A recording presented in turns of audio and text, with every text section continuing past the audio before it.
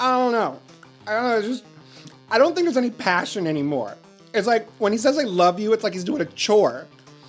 And like, half the time, when he takes me out to dinner, he'll pay the waiter up front and then leave early. It's so confusing. Becky says that relationships are very difficult, and so if I want it to work, I have to try really, really hard. Which is an ironic choice of words considering he hasn't been hard for months. I mean, yeah, it's big, but it's like an oyster. Did I tell you he forgot my birthday? Yeah, totally. Forgot my birthday. Like, I had to leave hints and drop clues before finally smashing his Xbox to the ground to get him to notice.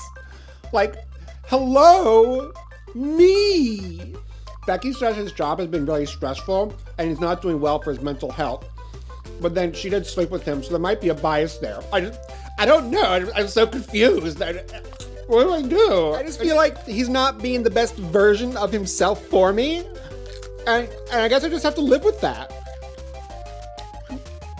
This is also confusing. What am I supposed to do? Dear America. I don't know which way to go. Am I supposed to stay? I promise.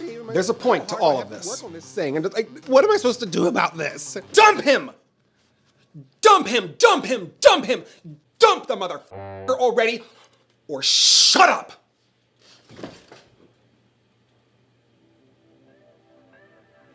Well, that was just rude. Okay, story time. When I used to work at Walt Disney World, there was a time that I used to be in charge of an ice cream cart. And Disney being Disney, the prices were high. And so every now and then you get a guest who would complain that this is an outrage, something must be done.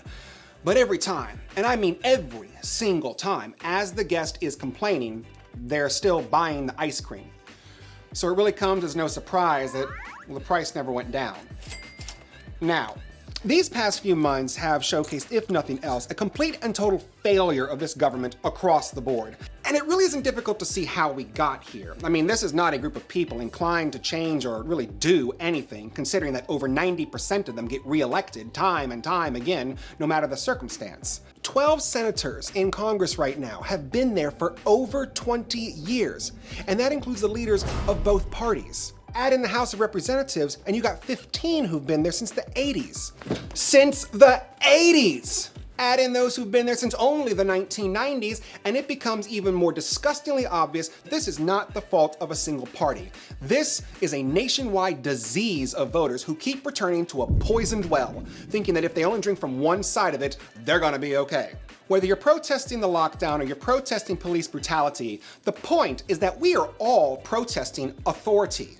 This is not a right versus left issue. This is us versus them. The powers of we the people lie in the halls of Congress, in the legislative branch, in our locally elected representatives. They're the ones that make the laws. They're the ones that govern the police, and they're the ones who keep us fighting amongst ourselves, trying to determine which befuddled old man with a shady history and a propensity to say the stupidest thing on earth is the bigger embarrassment to the country. And as we quibble, they drink their champagne. They eat their popcorn, and they win. Re-election after re-election. So please, do me a favor. Dump the motherfuckers already. Or stop complaining.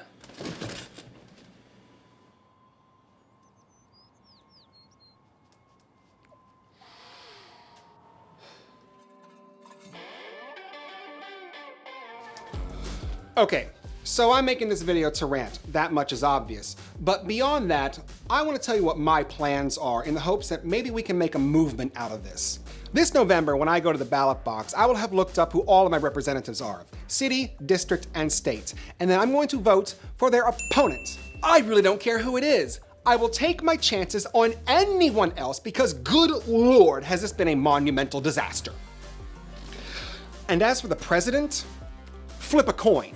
It's not about them. Thinking that it is what got us here. And then there's just one more thing. The friend. You know, the friend with the mixed messages who listens to your troubles and empathizes with your grief but then ultimately tells you to stick with what you got because this is the best you can hope for. Yeah, that friend, toxic. These people are not your friends. They want you to stay miserable, so you have to keep going back to them for support. Trust me, they are completely aware that the moment we all finally wake up and dump the motherfuckers, it ain't long before we finally dump the friends too. So by all means, continue to make your voices heard. It is your right as an American citizen, but you have to keep this in mind.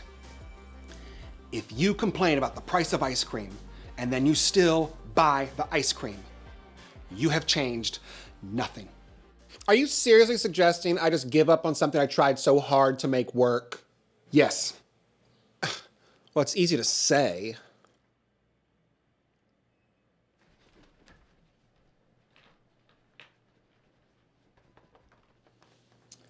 Do you remember how it was before you came out? When you knew that something had to change, but you were scared to death of what could happen? Maybe. Close your eyes. What? Just trust me. Close your eyes. I want you to think back and remember that last time you ended something that you knew had to end. When enough was enough. How it felt all that time up until it finally happened.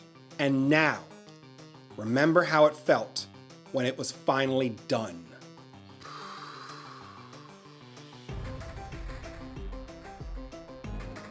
Remember those times when you moved on, when the future was scary, but the possibilities were endless. It is time to say goodbye to the things that don't do us any good. So take charge, take action, and this November, the motherfuckers, dump them. I will, I'm gonna dump him, I'm gonna dump the motherfucker already. Oh, thank God. Good. Tomorrow. Oh.